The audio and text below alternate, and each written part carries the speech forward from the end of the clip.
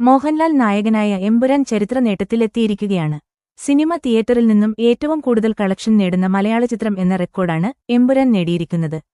Industry ഹിറ്റടിച്ച Empuraan ഇതുവരെ എത്ര നേടിയിട്ടുണ്ടെന്ന് നമുക്ക് നോക്കാം. മലയാളത്തിലെ ഏറ്റവും കൂടുതൽ കളക്ഷൻ നേടിയ 10 ചിത്രങ്ങളിൽ 6 സംഭവിച്ചത് 2024-ലായിരുന്നു. എമ്പുരാൻ കൂടി ആ ലിസ്റ്റിൽ ഇടം പിടിക്കുമ്പോൾ ഈ ലിസ്റ്റിൽ 100 കോടിക്ക് താഴെ കളക്ഷൻ നേടിയ ഒരു ചിത്രം പോലും ഇല്ല എന്നുള്ളത് മലയാള സിനിമാ ഇൻഡസ്ട്രിയുടെ വളർച്ചയെ സൂചിപ്പിക്കുന്നതാണ്.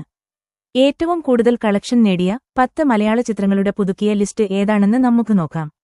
10ാം സ്ഥാനത്ത് 106,75 ലക്ഷം ഗ്രോസ് കളക്ഷനോടെ ARMഉം, 9ാം സ്ഥാനത്ത് 115 കോടിയോടെ മാർക്കോയും, 127 കോടിയോടെ ലൂസിഫർ 8ാം സ്ഥാനത്തും, 136,25 ലക്ഷത്തോടെ പ്രേമലു 7ാം സ്ഥാനത്തും, 152 കോടിയോടെ പുലിമുരുകൻ 6ാം സ്ഥാനത്തുമാണ്.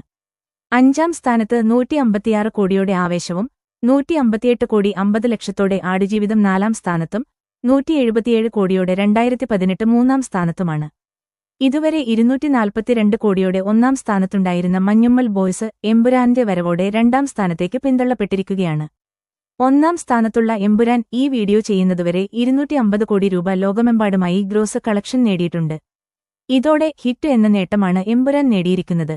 ഇപ്പോഴും തിയേറ്ററിൽ പ്രദർശനം തുടരുന്ന എമ്പുരാൻ ഇനി 250 കോടിക്ക് മുകളിൽ എത്ര നേടുമെന്നാണ് സിനിമാ വ്യവസായം ആകാംക്ഷയോടെ ഉറ്റുനോക്കുന്നത്.